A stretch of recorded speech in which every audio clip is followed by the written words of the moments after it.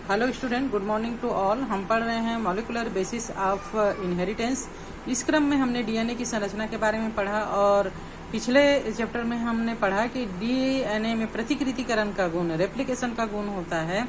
वह अपने स्वयं की प्रतिकृति कर सकता है, अपने समान डीएनए का निर्माण कर सकता है। बहुकोशिकीय जीवों में अनुवांशिक पदार्थ डीएनए ही होता है और उसमें यह गुण होना ही चाहिए। और इसके बाद हमने प्रायोगिक प्रमाण भी देखे थे कि किसी भी जीव में अनुवांशिक पदार्थ यानी के गुणों या अनुवांशिक गुणों का वाहक जो है वह डीएनए ही होता है, प्रोटीन और आरएनए नहीं होता। कुछ रेट्रोवायरस में अनुवांशिक पदार्थ जो है वो आरएनए होता है, लेकिन उसमें रेप्लिकेशन का गुण जनरली नहीं होता। वह अपना रेप्लिकेशन जो है वो डीएनए के स्टैंड पर ही कर सकता है, पोषक के शरीर पर। आज हम देखते हैं कि डीएनए अपना रेप्लिकेशन किस प्रकार करता है, इसकी कार्यप्रणाली क्या है और इसमें किन किन एंजाइमों की आवश्यकता होती है। सजीव कोशिकाओं को अगर हम देखें तो ई कोलाई की जो कोशिका होती है, ये बैक्टीरिया, ये सबसे छोटी कोशिका होती है और इसमें आसानी से, चूंकि हर 20 मिनट या 30 मिनट 20 मिनट के में इसमें द्विगुणन की क्रिया होती है, तो इसमें आसानी से हम इन प्रयोगों को कर सकते हैं और उसका परिणाम प्राप्त कर सकते हैं। तो ई कोलाई में प्रतिकृति हेतु उत्प्रेरक या एंजाइम के समूहों की आवश्यकता होती है। यानी अगर ई कोलाई में डीएनए के प्रतिकृति के लिए एंजाइम की आवश्यकता हो रही है, यानी बहुकोशिकीय जीवों में तो डीएनए की प्रतिकृति के लिए एंजाइम की आवश्यकता होगी ही। वैसे मैक्सिमम जीवों में, जितने भी जीवों में डीएनए की प्रतिकृति का प्रयोग किया गया और तो देखा गया कि ये जो है वो एंजाइम की उपस्थिति में ही हो पाता है। कुछ एंजाइम जो है इसमें उत्प्रेरक का कार्य करते हैं इस क्रिया को करने के लिए, और कुछ जो है वो इस क्रिया में हम देखते हैं कौन कौन से कार्य जो है कौन कौन से एंजाइम करते हैं। लेकिन मुख्य रूप से जो एंजाइम होते हैं वह डीएनए पॉलीमरेज होता है। ये डीएनए टेम्पलेट का उपयोग जो है वो डीऑक्सी न्यूक्लियोटाइड के बहुलक को उत्प्रेरित कर देता है और काफी प्रभावी एंजाइम होता है। कौन सा एंजाइम? DNA polymerase. क्योंकि बहुत ही कम समय में अधिक मात्रा में पॉलीन्यूक्लियोटाइड्स के बहुकलन यानी बहुत सारा निर्माण होना को उत्प्रेरित करता है ये। और ई कोलाई जो है वो 4.6 × 10⁻⁶ क्षार युग्मक के मिलने से बनता है। ई कोलाई का जो डीएनए होता है वो 4.6 × 10⁻⁶ क्षार युग्मक के मिलने से बनता है। इसकी जो तुलना है, ये मानव के द्विगुणित संख्या, मानव में जो डीएनए की द्विगुणित संख्या होती है 6.6 × 10⁹ क्षार युग्मक से कितनी छोटी है ये, है ना। तो इनमें प्रतिक्रिया पूर्ण होने में, यानी एक डीएनए से नया और डीएनए बनने में लगभग 18 मिनट का समय लगता है। तो इसका मतलब ये है कि बहुलीकरण की औसत दर लगभग 2000 क्षार युग्मक प्रति सेकंड होता है। ये केवल बहुलीकरण को ही तेज नहीं करते हैं, डीएनए पॉलीमरेज एंजाइम केवल बहुलीकरण को ही तेज नहीं करते, बल्कि अधिक शुद्धता के साथ इस अभिक्रिया को पूरा करने के लिए उत्प्रेरित भी करते हैं। प्रतिकृति या रेप्लिकेशन में किसी भी तरह की गलती अगर हो जाती है तो उसका परिणाम होता है डीएनए की संरचना में परिवर्तन हो जाना, यानी कि प्राणी की संरचना में परिवर्तन हो जाना, जिसे हम उत्परिवर्तन कहते हैं। इसके अतिरिक्त ऊर्जा की दृष्टि से भी ये जो क्रिया है डीएनए का प्रतिकृति या रेप्लिकेशन, ये एक महंगी क्रिया, इसमें बहुत ज्यादा एटीपी ऊर्जा की आवश्यकता होती है। इसीलिए डीऑक्सीराइबोन्यूक्लियोसाइड ट्राइफॉस्फेट दोहरे उद्देश्य की पूर्ति करता है। इसके अतिरिक्त अविस्तर की तरह कार्य करते हुए बहुलीकरण अभिक्रिया के लिए ऊर्जा भी प्रदान करता है। एटीपी की तरह डीऑक्सी न्यूक्लियोसाइड ट्राइफॉस्फेट में 2 टर्मिनल फॉस्फेट उच्च ऊर्जा वाले फॉस्फेट होते हैं, जिसके टूटने से इस क्रिया के लिए ऊर्जा मिलती है। अधिक शुद्धता के साथ प्रतिकृति प्रक्रम को पूर्ण करने के लिए डीएनए पर निर्भर डीएनए पॉलीमरेज के साथ अन्य एंजाइम की भी आवश्यकता होती है। और लंबे जो डीएनए अणु हैं उसके दोनों रज्जु कभी भी एक साथ पृथक नहीं होते। जैसे कि यहाँ पर हम देख रहे हैं कि डीएनए का 2 रज्जु जो है वो धीरे धीरे पृथक हो रहा है। तो ये अगर छोटा डीएनए है तब तो ये पॉसिबल है कि एक जगह से ये खुलना शुरू हो और एक साथ ये अलग हो जाए। लेकिन जब डीएनए बहुत लंबा होता है, बहुत जटिल होता है, तब उसमें केवल एक ही जगह से ये नहीं खुलता, बल्कि कई जगह से ये इसका जो शाखाएं हैं वो पृथक होता है। इसलिए इसको और अधिक ऊर्जा की आवश्यकता होती है। इसका रेप्लिकेशन या प्रतिकृति करने के लिए डीएनए कुंडलिनी जो है वो छोटे छोटे भाग में खुलते हैं, तब इसे प्रतिकृति द्विशाख कहा जाता है। डीएनए पर निर्भर डीएनए पॉलीमरेज बहुकलन केवल एक ही दिशा में 5 प्राइम से 3 प्राइम की ओर ही होता है। जैसे यहाँ पर हम देख रहे हैं 5 प्राइम और 3 प्राइम, तो ये एक ही दिशा से डीएनए का जो निर्माण है ना, 5 प्राइम से 3 प्राइम, और यहाँ भी ये 5 प्राइम से 3 प्राइम की ओर इसका निर्माण हो रहा है। यह प्रतिकृति द्विशाख पर कुछ जटिलता पैदा कर देता है, जिसके फलस्वरूप 3 प्राइम से 5 प्राइम ध्रुवता वाले टेम्पलेट की लड़ी पर प्रतिकृति जो है वो सतत रूप से होता है, जबकि दूसरी लड़ी 3 प्राइम से 5 प्राइम ध्रुवता वाले टेम्पलेट पर ये असतत रूप से, माने छोटे छोटे टुकड़ों में होता है। इसके बाद ये असतत रूप से बने हुए जो खंड हैं वो आपस में डीएनए लाइगेज के द्वारा आपस में जुड़ जाते हैं। इस प्रकार डीएनए पॉलीमरेज स्वयं प्रतिकृति प्रक्रम की शुरुआत नहीं करते। प्रतिकृति डीएनए की किसी भी जगह पर प्रतिकृति क्रमहीन प्रारंभ नहीं होता। ई कोलाई के डीएनए में कुछ निश्चित स्थान होते हैं जहां से प्रतिकृति की शुरुआत होती है, और इन जगह को प्रतिकृति का स्थल नामकरण दिया गया है। जैसे डीएनए की प्रतिकृति की बात करें हम, तो सबसे पहले जैसे ये डीएनए है, ये कुंडलित रूप में होता है। इसका कुंडलन जो है वो सीधा होता है। इसके लिए कुछ एंजाइम्स की आवश्यकता होती है जो डीएनए के अति कुंडलन को खोल देता है और इसको सीधा कर देता है। इसके बाद एक सिरा इसका 5 प्राइम 3 प्राइम वाला है और दूसरा सिरा 3 प्राइम और 5 प्राइम वाला है। तो पहले इसका 5 प्राइम और 3 प्राइम वाला सिरा जो है वो, इनके बीच में जो प्यूरिन और पिरिमिडीन क्षारक के स्टैंड होते हैं, इनके बीच जो हाइड्रोजन बॉन्ड होता है वो सबसे पहले टूटता है।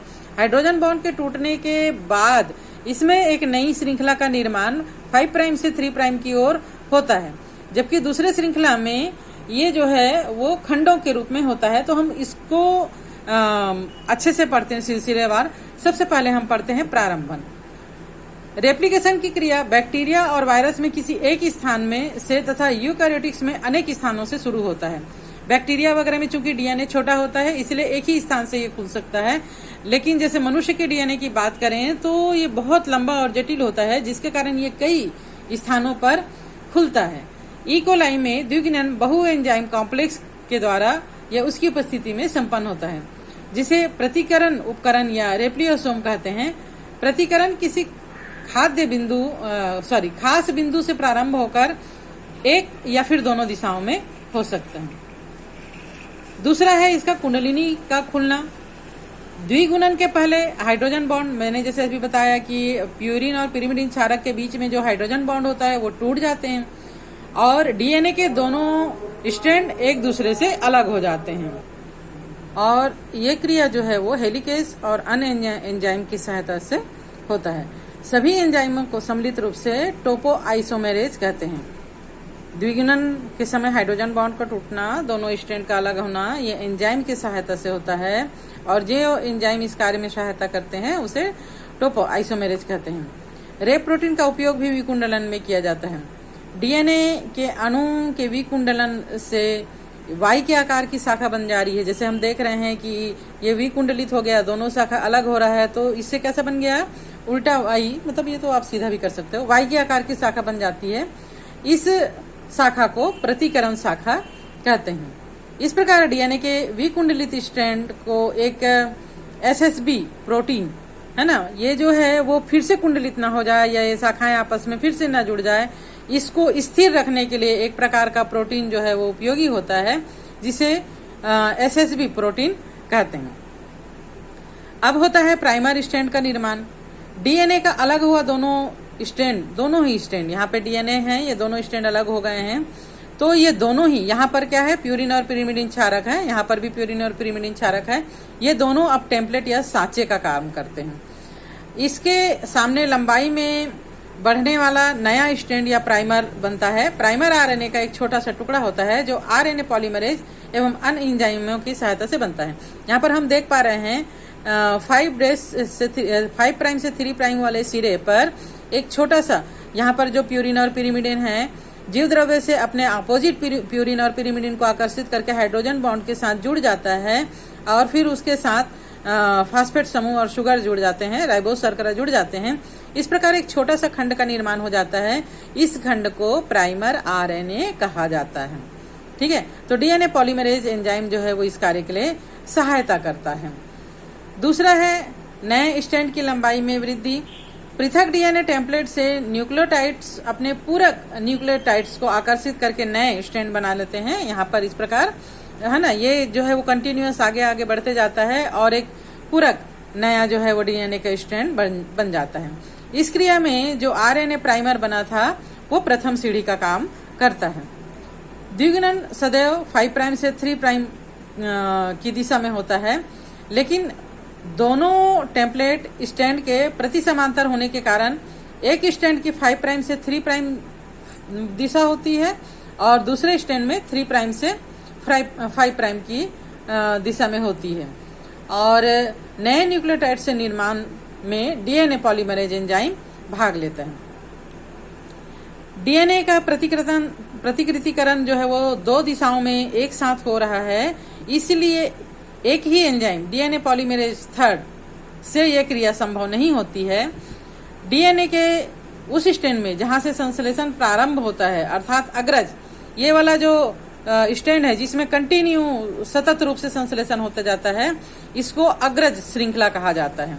ठीक है, लीडिंग स्ट्रैंड कहा जाता है। और दूसरी श्रृंखला जिसमें कि अपोजिट दिशा में डीएनए के टेम्पलेट पर छोटे छोटे खंडों का निर्माण हो रहा है, और ये जो है वो पश्चगामी श्रृंखला या लेगिंग श्रृंखला कहलाती है।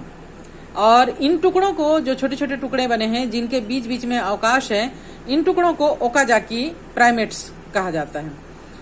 ऐसा प्रतीत होता है कि संश्लेषण 3 प्राइम से 5 प्राइम की ओर हो रहा है, पर वास्तव में ये 5 प्राइम से 3 प्राइम की ओर ही होता है। ओकाजाकी फ्रेगमेंट्स की खोज ओकाजाकी नामक वैज्ञानिक ने किया था, इसलिए इनका नाम जो है उन्हीं के नाम के आधार पर ओकाजाकी खंड दिया गया है। प्रत्येक टुकड़े में, ये ओकाजाकी खंड का जो प्रत्येक टुकड़ा है उसमें लगभग 1000 से 2000 तक नाइट्रोजेनिक बेस पेयर यानी कि प्यूरिन और पिरिमिडिन्स होते हैं। इन टुकड़ों को जोड़ने का काम बाद में, फिर ये टुकड़े जो हैं वो एंजाइम की सहायता से जुड़ जाता है, तो जो एंजाइम इन टुकड़ों को जोड़ता है उसे लाइगेज एंजाइम कहा जाता है। अग्रज strand DNA polymerase 3rd enzyme और पश्चगामी स्ट्रैंड जो है वो डीएनए पॉलीमरेज 1st एंजाइम की क्रियाशीलता के कारण होता है।